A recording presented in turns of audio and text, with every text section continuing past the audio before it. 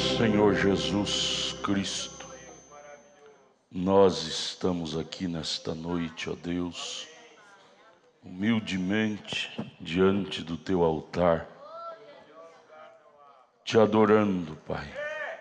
Já temos ouvido a palavra, cantado louvores, e agora vamos ouvir mais a explanação da Tua santa palavra. Abra os nossos corações, Senhor, para que possamos reconhecer Deus em Sua palavra, ver Deus em Sua palavra. Deus, que a palavra possa produzir efeitos benéficos em cada um de nós. O Senhor sabe como arrancar de nós tudo que é errado.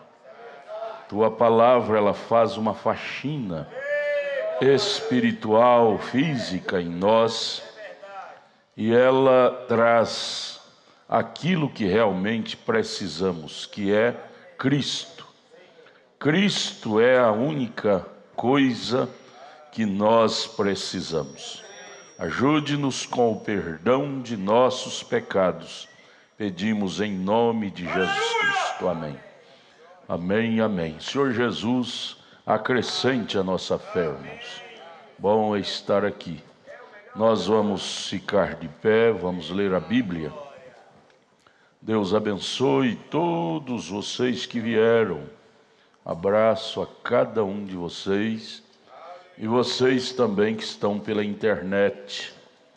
Deus abençoe vocês que estão aí pelos canais.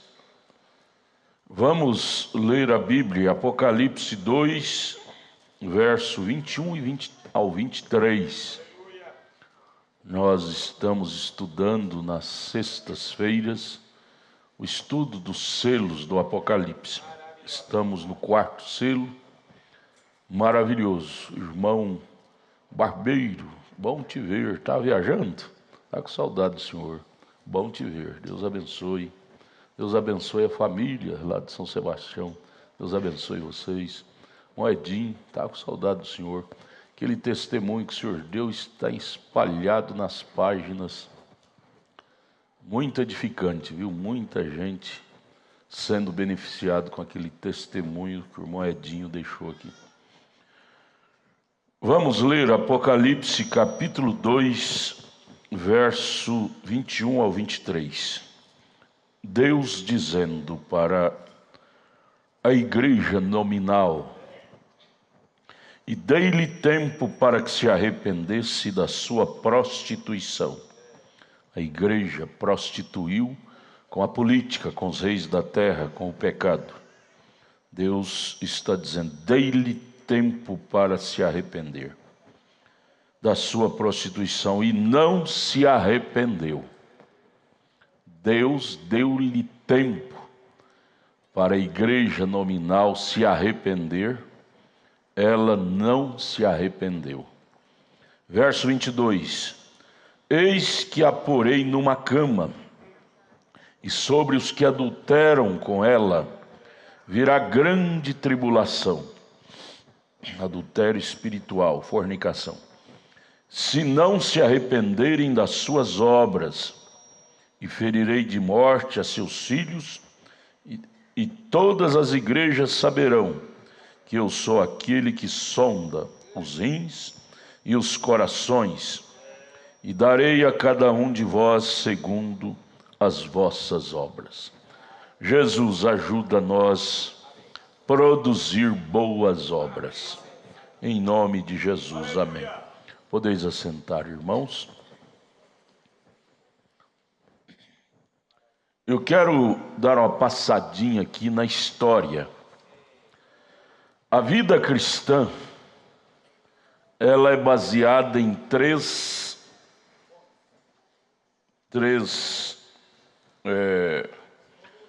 colunas.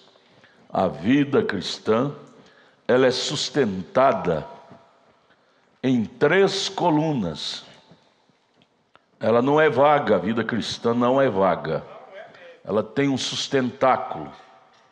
E essas 3 colunas sustentam a vida cristã. Primeira coluna, a história que nos mostra os fatos, os acontecimentos. A Bíblia que é escrita por Deus, homens santos de Deus a escreveram, e a revelação. História, Bíblia e revelação. Monta essas 3 colunas que sustenta o cristianismo. Cristianismo não é uma coisa vaga, que alguém diz, alguém falou, ficou vago. Não. Tem sustentáculo da história, durante as idades, dos anos, os tempos, a Bíblia e a revelação. História, Bíblia e revelação. Isso entra em uma harmonia. Por isso que nós, profeta desta era, ao citar a biografia, a história da igreja durante as eras, durante a idade, ele não buscou só um historiador. Ele buscou vários historiadores. Joséfos e outros. E para chegar a esse consenso. Por exemplo, o versículo 21 de Apocalipse 2, onde lemos, Deus está dirigindo essas palavras para a igreja de Roma, que foi a primeira igreja evangelizada pelos apóstolos. Primeira igreja cristã foi a de Roma. Quando ela diz que ela é a primeira, ela está falando a verdade. É a primeira igreja em Roma que foi evangelizada pelos apóstolos. Porém, foi também a primeira a desviar da palavra de Deus. Eu quero dar só uma triscadinha na história deste fato. Como ela começou e como ela faliu. Ela é a igreja mãe. Aqui a Bíblia diz que ela deitou numa cama e prostituiu com os reis da terra, com a política, com o pecado. Ela e suas filhas, ela tem filhas, viu? As religiões. Isso é a Bíblia. E agora eu vou ler um pouquinho da história. O profeta comenta esta história aqui na era de Pérgamo, parágrafos 109 ao 111. Eu quero que vocês me dêem toda a sua atenção para este fato. Dei-lhe tempo para se arrepender, e ela não se arrependeu. Se envaideceu e tornou mais pecaminosa. Parágrafo 109 ao 111 da era de Pérgamo. Vamos dar uma olhada na história. Ora, isto não é meramente um assunto, mas isto é um fato histórico que provaremos. Voltando à história, por volta do ano 36 após Cristo, chegando até o concílio de Niceno, de 325, quando os cristãos, ali por volta do ano 36 após Cristo, principalmente os cristãos judeus de nascimento, através do batismo, do derramamento do Espírito Santo, lá em Atos capítulo 2, aquilo ardeu o coração dos cristãos com aquele amor às missões. E eles espalharam por muitas nações, evangelizando, levando o evangelho, boas novas do reino do céu. Foram espalhados para fora de Jerusalém, foram para todos os lados pregando o evangelho, particularmente nas sinagogas. Assim, dentro de 3 anos, ou por volta do ano 36 após Cristo, o evangelho tinha sido levado até para Roma pelos evangelistas Június e Andrônicos, os 2 evangelistas, Június e Andrônicos, que segundo Romanos capítulo 16, verso 7, eram apóstolos. O trabalho floresceu ali durante vários anos, ali em Roma. Eles abriram o evangelho, houve aceitação do evangelho ali em Roma, através desses 2 missionários, Június e Andrônicos, no ano 36 após Cristo. Durante vários anos o evangelho prosperou ali, até que constantes alterações entre eles levou o imperador Cláudio a expulsá-los de Roma. O imperador Cláudio, que era o imperador de Roma na época, não gostou muito do evangelho. Ele quis fazer algumas alterações, alguns remendos. Expulsou os judeus missionários que estavam ali, entre eles estes 2, Június e Andrônicos. Com os judeus banidos da cidade, a espinha dorsal daquela pequena igreja foi praticamente quebrada.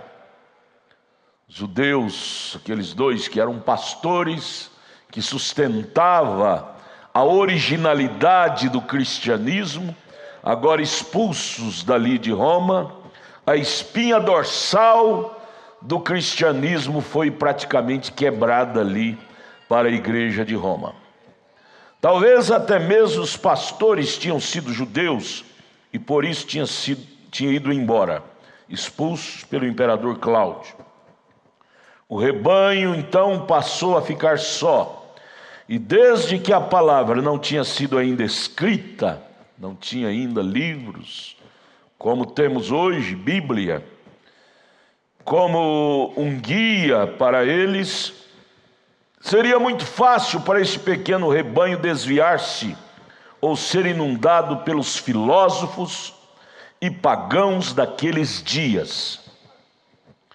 Aos pastores Június e Andrônicos ser expulsos dali, então a igreja ficou de uma forma vulnerável às vãs filosofias, às teorias que os filósofos e os pensadores livres começaram a desenvolver ali diante do povo, com a ausência dos missionários judeus.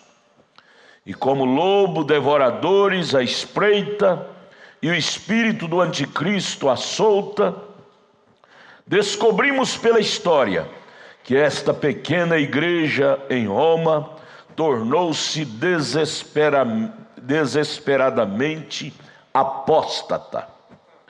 O evangelho ali que aqueles 2 missionários tinham semeado com lágrimas, agora tinha se apostatado, as pessoas tinham se apostatado.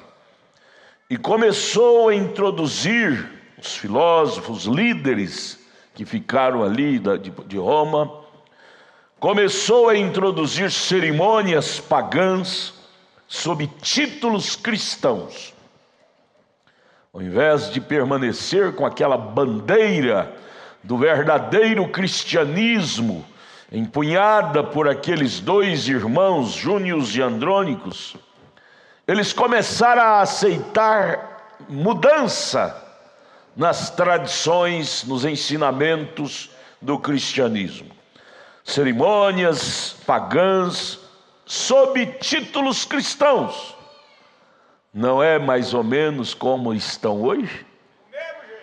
Chama Jesus, a igreja fulana de tal de Jesus, igreja ciclana de Jesus, igreja beltrana de Jesus. Mas a grande pergunta é: a palavra de Jesus está realmente ali? Pura, cristalina como ela é? ou estão tomando a palavra de uma forma aproveitadora, por conveniência, para inserir no meio dela dogmas de homens de seminários, de teologia, para eles crescerem em suas próprias ideias.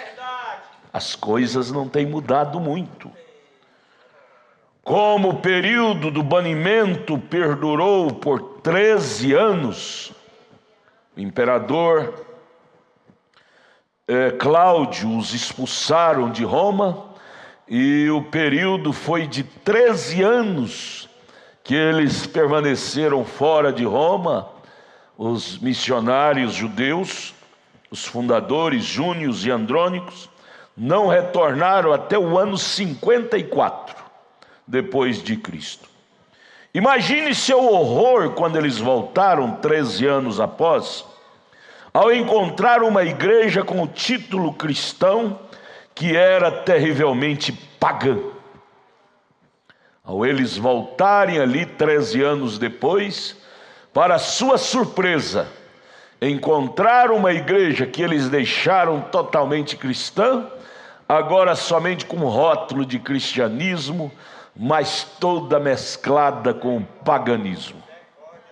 Havia altares na igreja, sobre os quais eles colocaram incenso, agora celebravam ritos pagãos. Os líderes estabelecidos desta igreja não podiam ser aproximados mais, de modo que com os poucos que tinham tentado permanecer fiéis, começaram uma nova igreja, ou segunda igreja de Roma. Ao eles voltarem ali, Júnios e Andrônicos, a primeira igreja os rejeitou, eles não puderam ter acesso a ela, porque ela tinha se misturado com o paganismo, através de seus líderes, filósofos, pensadores livres. E aí então eles começaram uma segunda igreja em Roma, cristã. Deus graciosamente operou entre eles com sinais e maravilhas, de modo que uma segunda igreja foi começada. E embora a primeira igreja fosse reprovada por ser paga e não cristã em sua adoração, ela não desistiria do seu título de primeira igreja cristã, mas permaneceria ainda como permanece a primeira igreja de Roma, a Igreja Católica de Roma. Até hoje ela permanece com essa bandeira, que ela é a primeira. Pois bem, a maioria de nós tem a ideia errada que alguns e todos que a si mesmos se chamam cristãos seriam o alvo do diabo e consequentemente sofreriam o furor da tirania governamental. Porém, tal não se dá. Esta primeira igreja tinha começado a florescer e a multiplicar-se tanto em número que os imperadores e vários oficiais do governo verdadeiramente favoreciam aquela igreja por razões políticas. A primeira igreja começou a crescer de uma forma acelerada. Quando ela abriu, escancarou as portas da igreja para vir quem quisesse do jeito que estivesse e poderia continuar com as suas teses, com as suas ideias, que seria bem-vindo ali, da forma com as ideias que tinham. E aí começou a vir os políticos, os imperadores, se tornar membro da primeira igreja em Roma. Assim, quando os líderes da primeira igreja em Roma encontraram-se sob os favores dos grandes, foi quando foi inserido nela, no seio dela, a doutrina dos nicolaítas. Nical é conquistar, laíta, os leigos.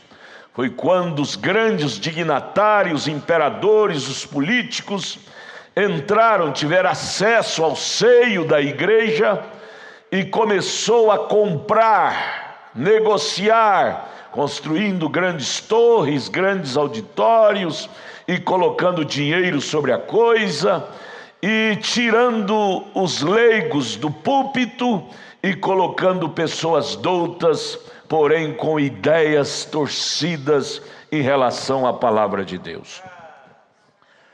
E ela achou favores desses grandes líderes endinheirados.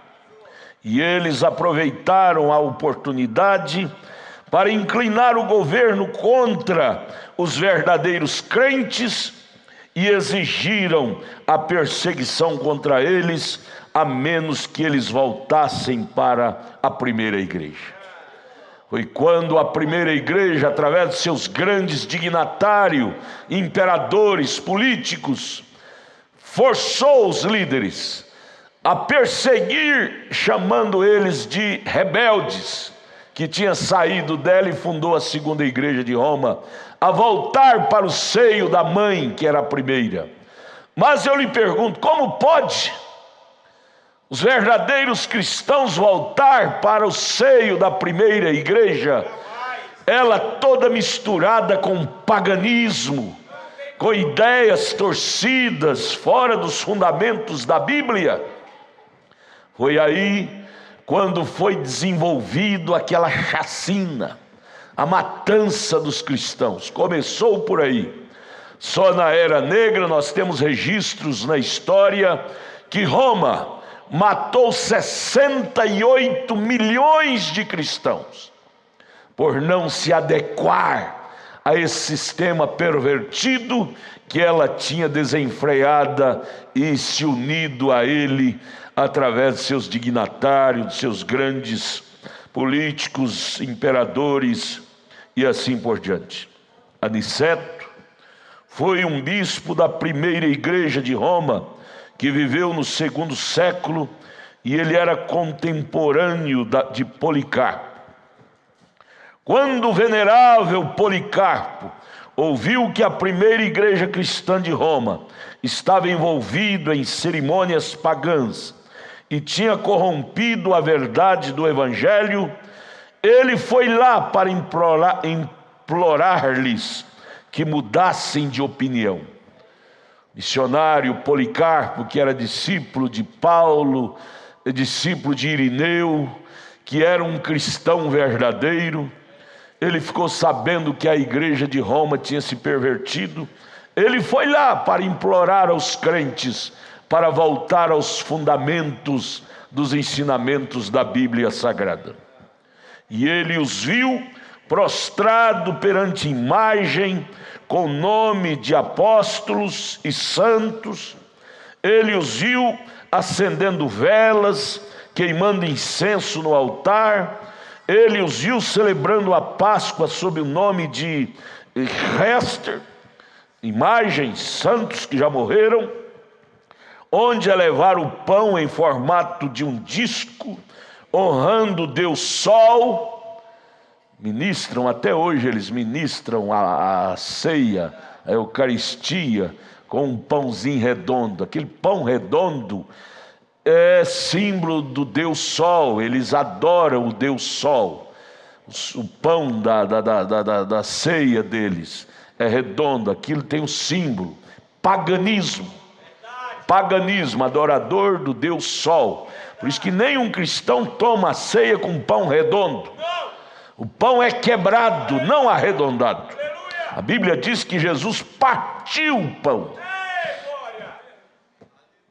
e depois, espargindo vinho como uma libação aos deuses. Mas este velho santo Policarpo, que tinha viajado 2.400 quilômetros, não podia deter o mergulho da decadência que a igreja de Roma tinha entrado. Ao ver aquilo, seu coração desesperou. E Deus falou através dele exatamente quando ele estava partindo. Veio a ele, ao seu coração, a lembrança de Oséias capítulo 4, verso 15. Efraim está entregue aos ídolos, deixa-o, Policarpo nunca mais retornou a Roma. E aí ela ficou entregue às bestas, aos espíritos enganadores. Isto foi lá no início, no ano 54, quando eles voltaram e viu ela enredada com essas doutrinas. Dali para cá ela vem só desenvolvendo, desencaminhando, saindo fora dos princípios cristãos registrados na Bíblia Sagrada. Eu quero dizer para todos que há somente uma verdade, sempre, desde quando Deus criou os seres humanos na terra. Lá em Gênesis 3, a recomendação de Deus foi esta, em Gênesis 3: o dia que vocês deixarem a minha palavra, certamente morrerá. Ele deu a palavra. A bibliazinha de Adão e Eva era pequenininha, era ali em Gênesis 3. Não comereis deste fruto proibido, fruto que é o pecado. Se você tocar e misturar isto com a árvore, o fruto da árvore da vida, que é Cristo, certamente morrereis. E o certo é que eles não conseguiram permanecer com a virgindade da palavra de Deus entre eles, e a mesclaram, e a venderam a pureza do Evangelho por credo, por dogmas e por dinheiro dos dignatários que entrou ali para conquistar os leigos na primeira era da igreja. Dei-lhe tempo para que se arrependesse da sua prostituição, e não se arrependeu. Não espere, amados irmãos, o mundo se arrepender.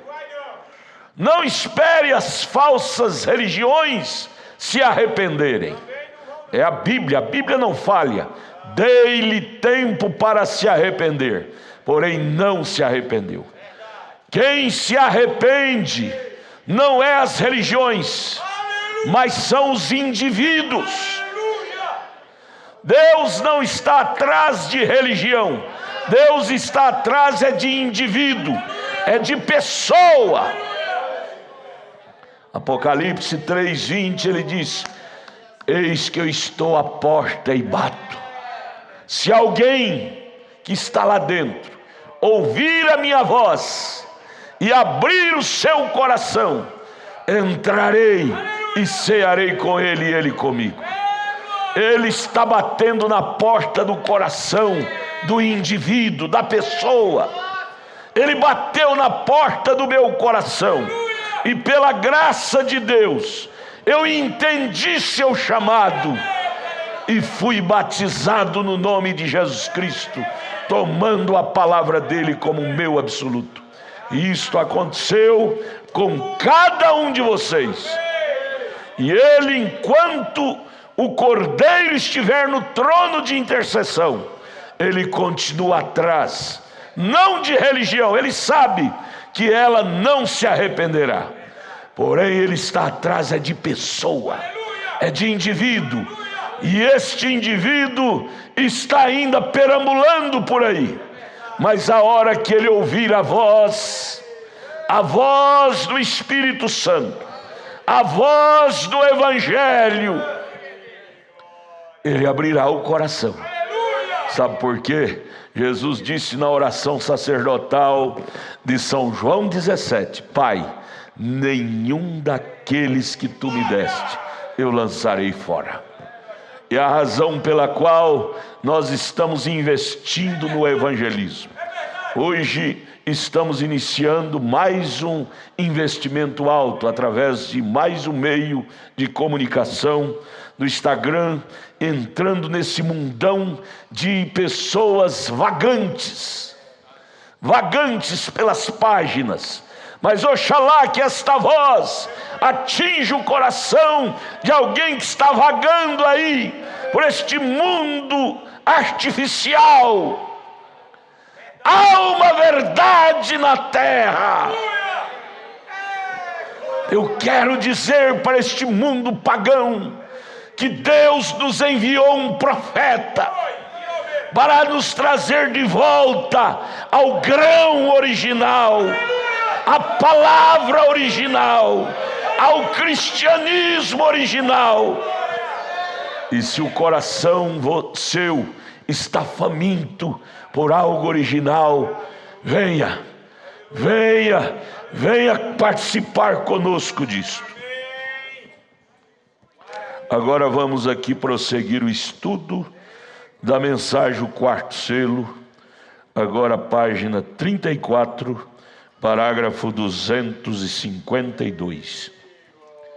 Baseado aqui na escritura que lemos: dei-lhe tempo para que se arrependesse da sua prostituição, e não se arrependeu. Falando da igreja de Roma, nunca se arrependeu. Os missionários, por último, não puderam voltar lá mais, foram expulsos. Porém, será que Deus não tem eleito por aí? Tem. Eu quero ver esses falsos ensinadores impedir que filhos de Deus se desabrochem. Semente eleita não dá conta de ficar presa. Engana-se um povo por um pouco de tempo, porém não se engana pelo tempo todo. Há uma voz, a voz da mãe águia, clamando, requisitando seus filhos. Quarto selo, você que trouxe sua literatura, vamos estudar. Página 34. Parágrafo 252. Ele é longânimo. Ele, Jesus, Deus, assim como ele foi nos dias de Noé. Ele tentou muito. Ele sofreu, Noé, por 120 anos para que ele se arrependesse. Eles não se arrependeriam. Ó irmão, se Noé tentou 120 anos pregando o arrependimento, por que nós vamos desanimar? Por que nós vamos desanimar? Noé tentou por 120 anos, pregando, e conseguiu uma minoria, mas ele não desanimou. Ou para salvação, ou para juízo, o evangelho tem que ser pregado, usando os meios, as leis que Deus criou. Estas leis não é só para o diabo usar, não. Estas leis é para os filhos. 253, nos dias de Noé ele tentou e as pessoas não se arrependeram. 253, nos dias do Egito, ele enviou pragas e tudo mais, através de Moisés, porém eles, os egípcios, não se arrependeram. Ele enviou João Batista, eles não retornariam. Ele enviou Jesus para morrer, salvar a todos que ouviriam a palavra, porém foi uma minoria que pôde receber Jesus. E agora nos últimos dias, ele prometeu novamente que ele enviaria uma mensagem para chamá-la e restaurar a fé original de volta a isto.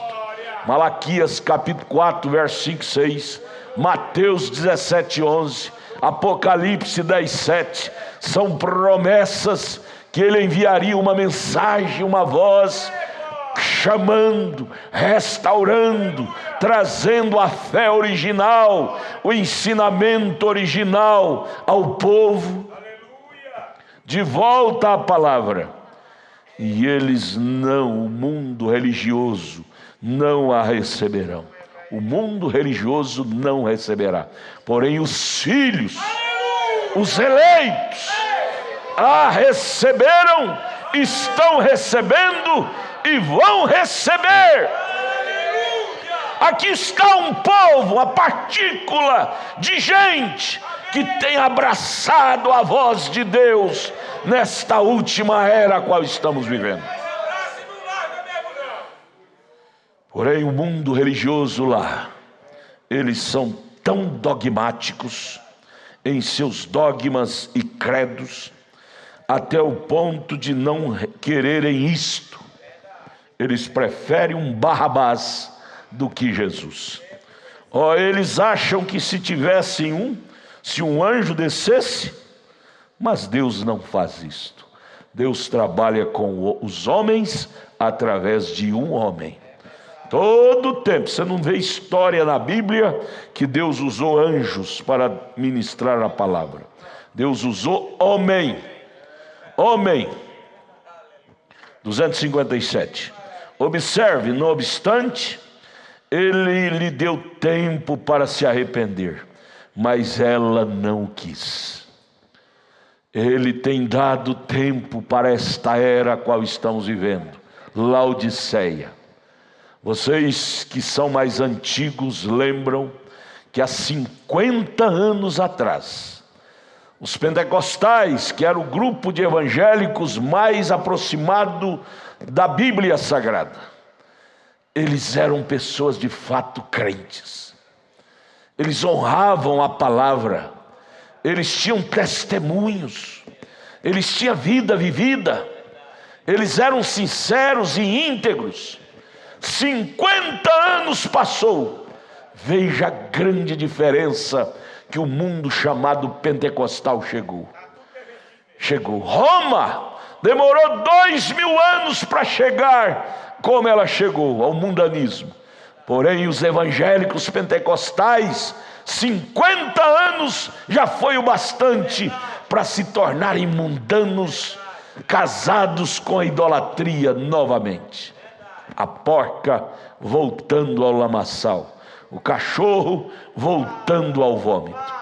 Porém, em meio a este emaranhado, há um povo predestinado, há uma igreja eleita que não se dobrará ao sistema arcaico desta era a qual estamos vivendo.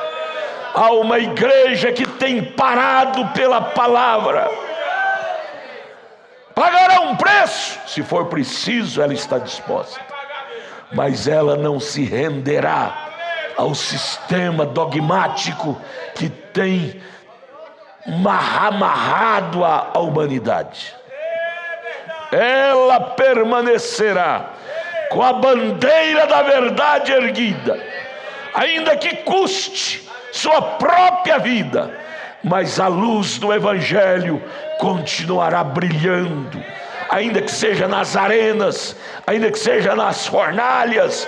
A luz do Evangelho continuará brilhando através desta igreja noiva.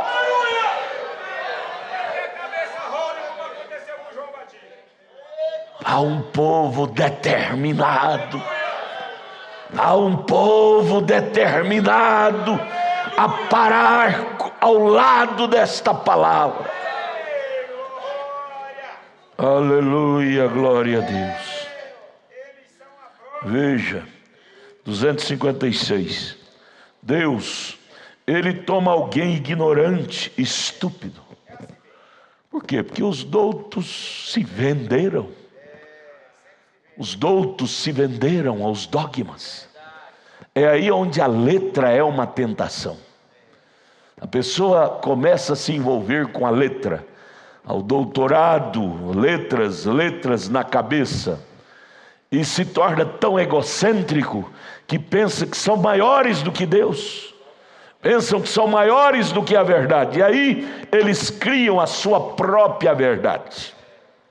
E nós vemos hoje centenas de religiões na terra, e cada uma dizendo eu tenho a verdade, outra diz eu tenho a verdade, outra diz eu tenho a verdade, e podemos conversar com cada membro deles, cada um tem a sua verdade, Porém Jesus, em São João capítulo 14, versículo 6, ele não diz que ele era uma verdade, não.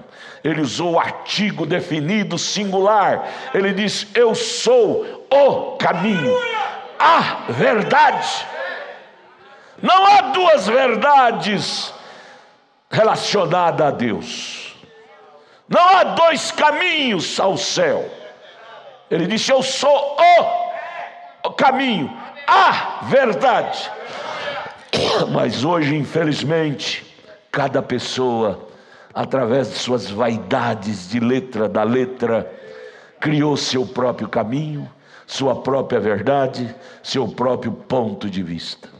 Mas nós não estamos interessados em saber o caminho do A, do B ou do C.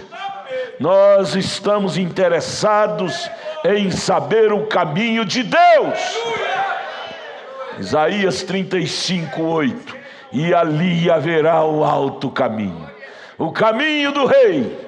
Poucos trilharão por ele, mas os predestinados o amarão. Nós amamos este caminho, nós amamos esta verdade.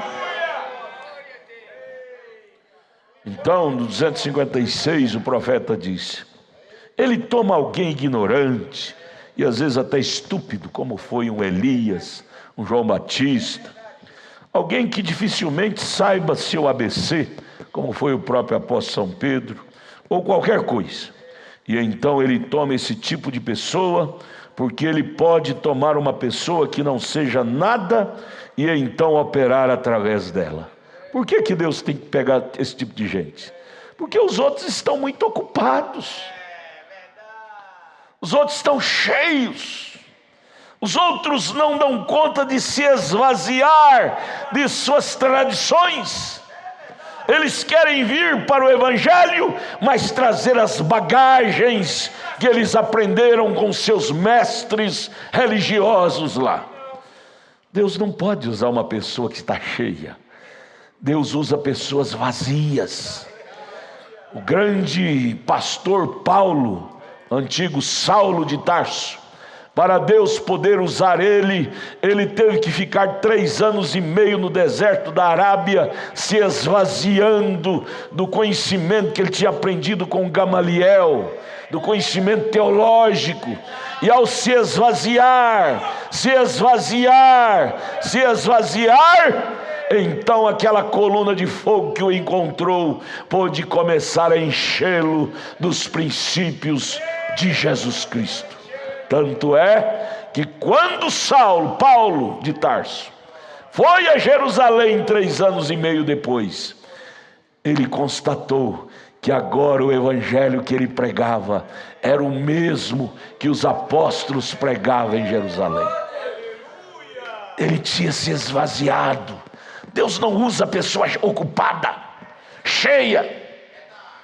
Não tem espaço para outra coisa quando você está cheio de coisas. Por isso Jesus bateu o martelo em São João 3,3: necessário vos é se esvaziar e nascer de novo, sofrer uma faxina, uma limpeza, para Deus então poder começar a encher, a trabalhar com esta pessoa. Deus não usa mentes cheias de dogmas, de ensinamentos, de interpretações teológicas. Nunca. Me mostre na Bíblia quando é que Deus usou a pessoa assim. Moisés teve que sofrer uma faxina por 40 anos no deserto, para Deus poder, através da coluna de fogo na sarça ardente, o encher novamente. Nós temos que sofrer uma libertação total daquilo que a igreja mãe velha colocou na nossa cabeça. Viemos dela, mas não podemos carregar nenhuma bagagem dela. Ela foi a primeira igreja, porém foi a primeira igreja também a desviar da palavra. Nós saímos dela, e nós não temos que carregar nenhuma bagagem dela. Nós não somos discípulo de Roma, nós somos discípulo do cristianismo. Cristianismo não é oriundo de Roma, cristianismo é oriundo dos judeus. Paulo, Pedro, o próprio Senhor Jesus. Ele teve que tomar alguém simples, uma pessoa que não seja nada, e então operar através dela. Desde que alguém pense que é alguma coisa, então não pode fazer nada com ele. Tem jeito de Deus trabalhar com uma pessoa que pensa que é alguma coisa. Deus, olha, escute isso aqui. Deus usa o homem, mas Ele não usa nada das bagagens do homem. Deus usa a mulher, mas Ele não usa nada das bagagens da mulher. Não, as ferramentas é Ele que nos dá. É a palavra dEle, é a ferramenta que Ele nos dá. Você quer ser uma pessoa de Deus? Jogue fora suas ferramentas humanas. Use as ferramentas. Paulo nos convida aos Efésios capítulo 6, a partir do verso 10, a tomar as ferramentas do Evangelho, não dos dogmas, não dos credos, mas as ferramentas do Evangelho. Ele sempre tem feito isto. Você tem que se tornar nada para ser alguém com Deus. Oh, que coisa! Mas hoje falar isso numa era qual estamos vivendo, em uma era de superação do egoísmo, superação da habilidade própria, dizer que você tem que se tornar nada para ser alguém com Deus, ou seja, voltar atrás, quando as pessoas estão querendo seguir em frente, mais tecnologia, mais habilidade mental, mais mentes hábeis para desenvolver teses, pensamentos próprios. E agora pega essa parte aqui do profeta: você tem que tornar nada para ser alguém com Deus. Isso derruba o Saulo de Tarso do seu pedestal. 257, observe: não obstante, ele lhe deu tempo para se arrepender, mas ela, a igreja nominal, não o quis. Porém você quis, nós aceitamos isto. Ele tem feito isso novamente. Ela não o quer, sua rejeição a faz, ou a sua rejeição faz dela um caminho perfeito para Satanás entrar e se encarnar nela. Uma vez ela não querendo ser cheia de Deus, se torna um caminho preparado para Satanás encarnar nela. Ninguém fica neutro. Só há dois poderes que regem o mundo. Gênesis 3, as duas árvores, a árvore da vida, que é Cristo, e a árvore da ciência do bem e do mal, que é o diabo. Só há dois poderes. O que o profeta acaba de dizer? 258, parágrafo. Ele tem feito novamente, ela não quer, sua rejeição a faz, ou a sua rejeição faz dela um caminho perfeito para Satanás entrar e se encarnar nela. Olha, menino, você lembra quando você era temente a Deus? Deus operava em sua vida, você tinha vitória constante. Mas quando você começou a desviar dos princípios de Deus, você começou a ver em forma sucessiva, catástrofe na sua vida, derrotas. Tudo que você começa, você não dá conta de terminar com perfeição, só derrota. É porque você deixou a palavra de Deus em alguma instância do seu caminho. Lembra-te, pois, de onde caíste, dei-lhe tempo para arrepender-se. Então o caminho do sucesso é arrepender e começar de novo ao pé da cruz, começar com a palavra. O caminho do sucesso não é ser um teimoso.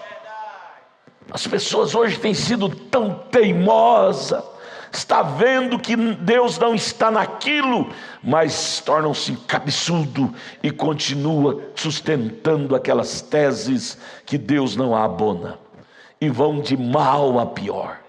Oh, meus irmãos pentecostais, se vocês lembrassem de onde caíram, teria jeito para se reconstruírem e ser novamente um Brasil pentecostal que eu conhecia 50 anos atrás. Mas eles querem? Não. A tecnologia, a vaidade técnica, a letra, a vaidade da letra subiu para a cabeça deles. Eles não querem mais aqueles velhos porões, aqueles velhos porões de lágrimas, onde passavam noites em oração, não buscando dons carismáticos, mas buscando o batismo do Espírito Santo, buscando ser melhores cristãos. Hoje vão para os montes orar, ficam, jejuam vários dias, mas buscando o quê? Buscando promoção pessoal. Ser um pregador eloquente, ser alguém de destaque na igreja. As orações deles hoje é para promoção pessoal. Mas há 50 anos atrás eu lembro, eu ia também para os montes, mas é para buscar humildade, buscar sinceridade, buscar Cristo na alma.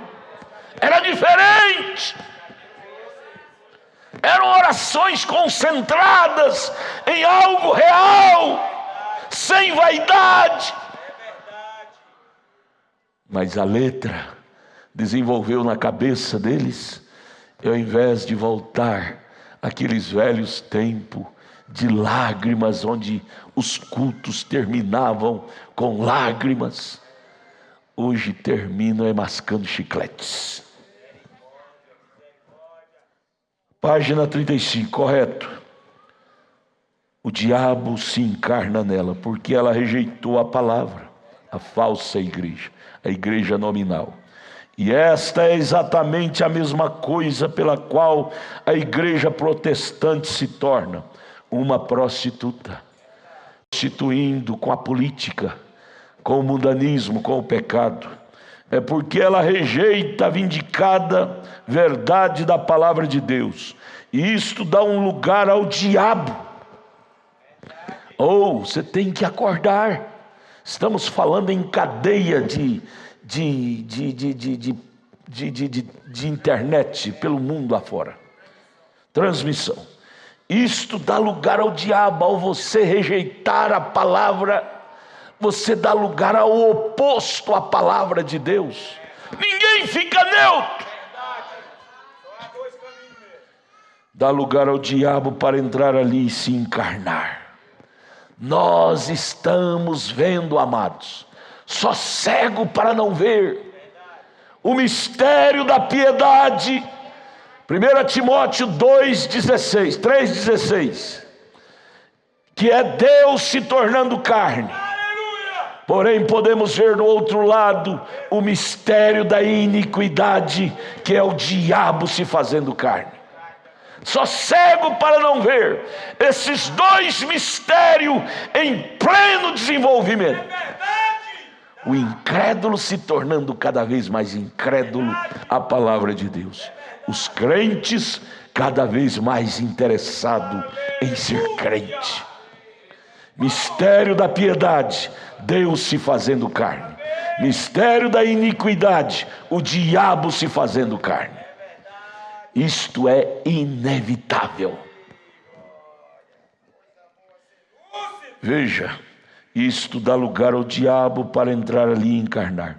E ele fará uma imagem à besta, quando juntos forem consolidados lá agora e seguirão exatamente como ele disse. Isto é correto, amém. 259, o profeta disse: se eu tivesse cultura, eu poderia explicar isto. Eu não tenho nenhuma cultura, estou apenas esperando que o Espírito Santo revele isto a vocês. Ele o fará. Aqueles, isto é correto. Ele o fará, sim, observem. Veja como o que ela fez aqui. Ela rejeitou a mensagem de Deus para o seu arrependimento. Irmão, nós temos que buscar ouvir a palavra com a alma. Às vezes nós estamos ouvindo na cabeça. Temos que descer um pouco ao coração. A palavra deve promover arrependimento, mexer com as nossas entranhas. Ao terminar o culto, devemos vir ao altar arrependido. Ao terminar o culto, devemos despedir uns dos outros e voltar para casa com o coração inflamado de desejo de ser crente. Coração, a palavra deve gerar em nós arrependimento. Sim, nós erramos 10.000 vezes por dia, por palavras, por obras, por pensamento.